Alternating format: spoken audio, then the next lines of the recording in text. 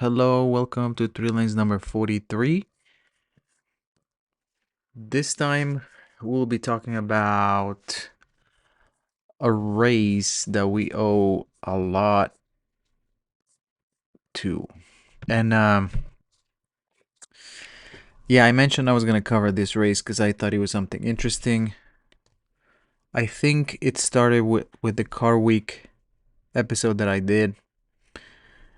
And we're talking about the Pebble Beach Road Race. This race,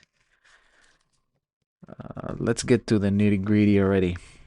I'm not gonna. Well, I'm already talking too much. Okay. The Pebble Beach Road Race started from 1950 to 1956. That's how long it lasted, 6 years.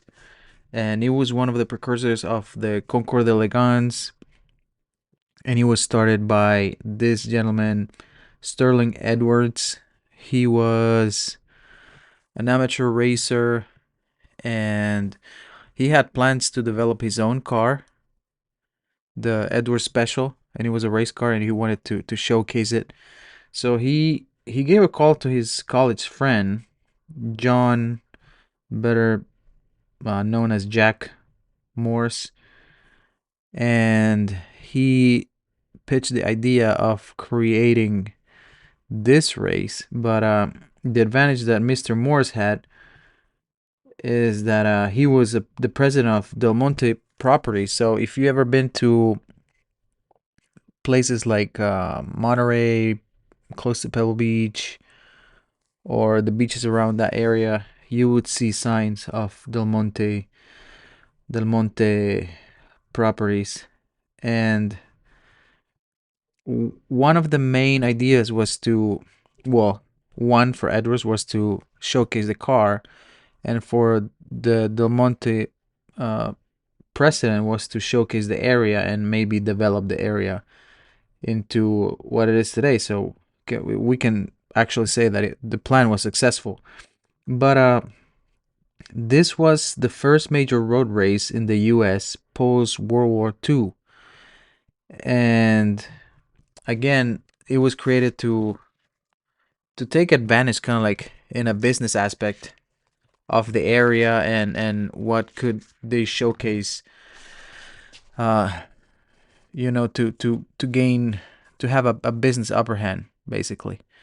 But the first race took place in November 5th, 1950, and the race officially was managed by the Sports Car Club of America, better known as SCCA.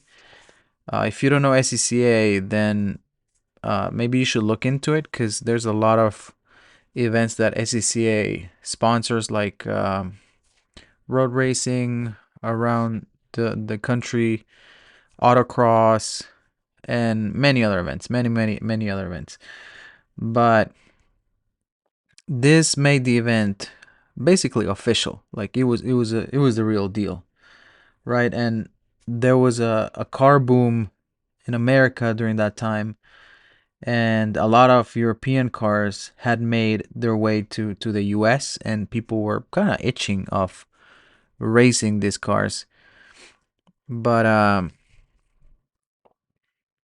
again, it was mainly strategic business interest, and they wanted to promote the real estate development in the Del Monte forest, attracting tourists, and to the by the Pebble Beach Lodge, basically. And they were actively selling residential lots and needed attractions to showcase the potential that was in the area. And also, there was a huge gap in racing, so that made it a perfect excuse to to start this race, which at that time in America, racing was dominated by the Indy ovals. So like the Indy 500, the oval races. That's basically what we had at that time. The original course from 1950 was 1.8 miles long, and he went around the neighboring streets in Pebble Beach, like Portola Road. That was the start and the finish. And present day, it's Equestrian Center, Sombria Lane, Drake Road, Alvarado Lane, that became later Stevenson Drive, and Forest Lake Road.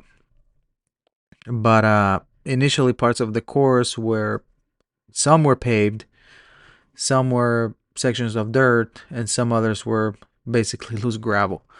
And it was a very tight track, twisty turns, big cypress trees, and those created a natural barrier basically and hazard for the race, and the people participating in it. The trophy for this SCCA event was Del Monte Trophy, and again it was officially sanctioned by SCCA, and it was distinguished from informal racing events, and it was established as part of the emerging National Sports Car Racing Championship Series. The race had basically multiple classes, and it was, I think it was 2 weekends, and both weekends would have 4 to 5 separate events each period, and the entry levels were very very low. They were $15 to enter, and it reflected the amateur and semi-pro nature of the car racing at the time.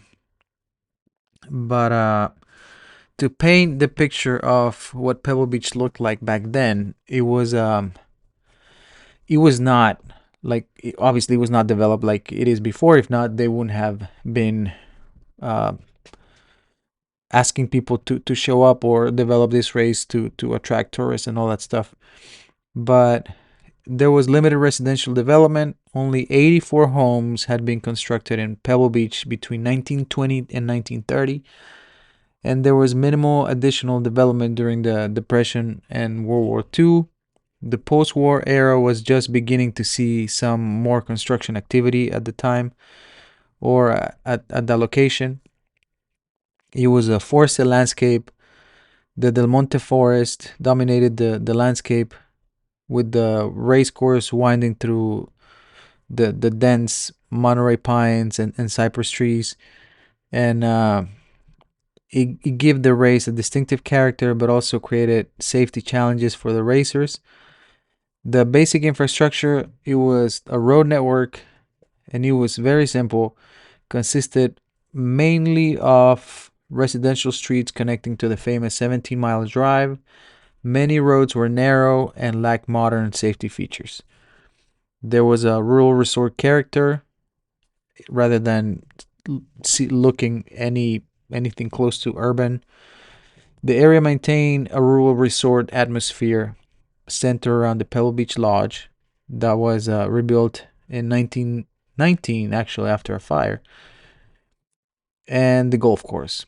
The architecture was Spanish Mediterranean style, and this was mandated by the Monte Properties, and it was introduced in mid 1920s. So this is how it looked back then.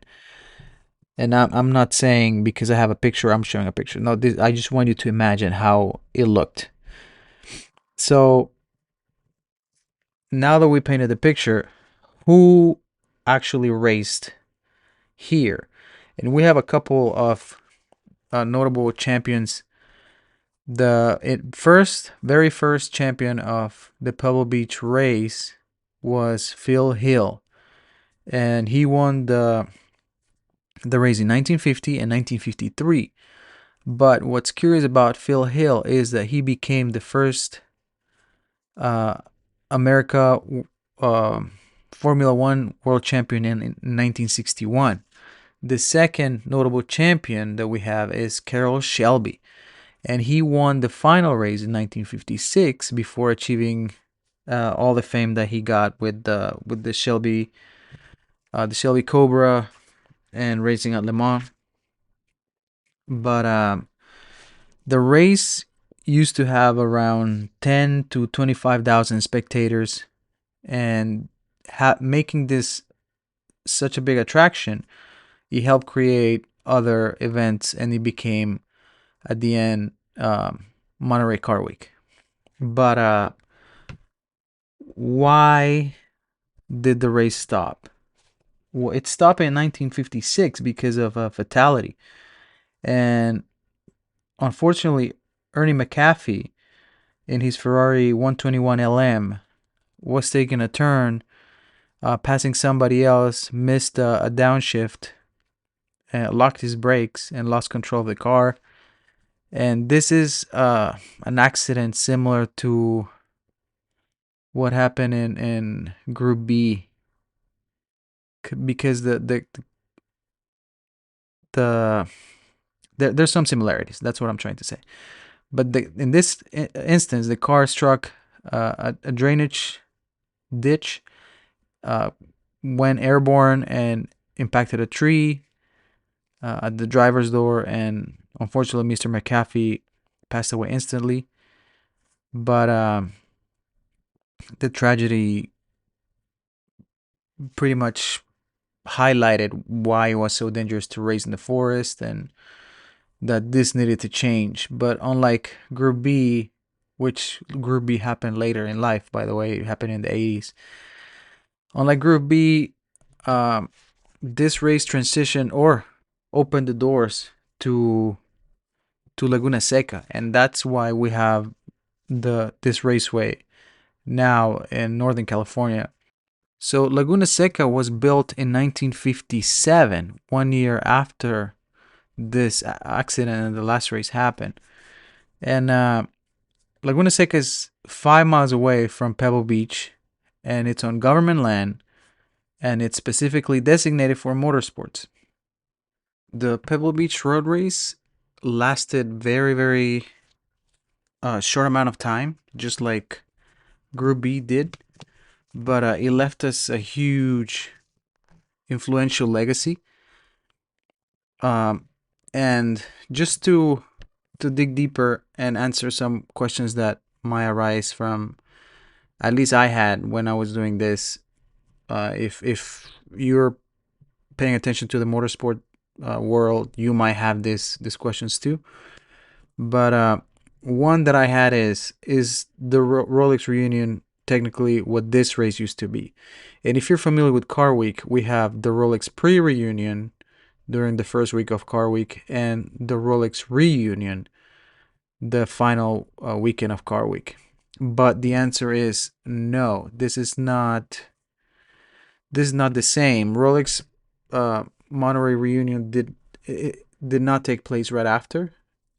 The Rolex Monterey reunion started in 1974, and it started as the Monterey Historic Automobile Races.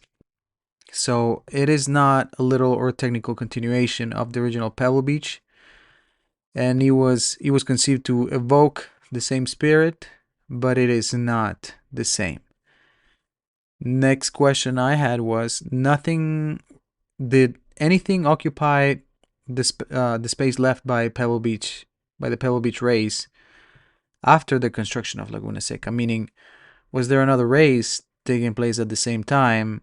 Not the same place, but for example at Laguna Seca. But there was one race that took place, and it was at Laguna Seca, and it was actually the first race at Laguna Seca, which was in November 9, 1957, which was the 8th annual Pebble Beach National Championship Sports Car Road Races. Yes, long title, but that's what it was called. And it was a direct continuation of the Pebble Beach Road Race legacy, and it relocated obviously for safety reasons after the fatal accident at Pebble Beach the prior year. But the inaugural race at the new circuit was won by Pete Lovely, and he was driving a Ferrari 500 TR. But yes, this was the first race, and it was an SCCA event, and he had the same huge drivers such as Carroll Shelby back then. But next question that you may have: how long was this race held at Laguna Seca? Because nowadays we don't even have a sign of it, right, anymore. So the Pebble Beach National Championships, sorry, sports car road races was only used the first time in that event on November 1957. But the race under this title was only held that year at the track. After 1957, the event transitioned to being known as simply Laguna Seca National Sports Car Races, and later adopted different names.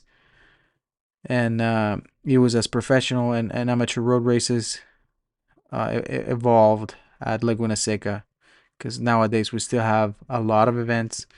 Thanks again to the Pebble Beach Road Race.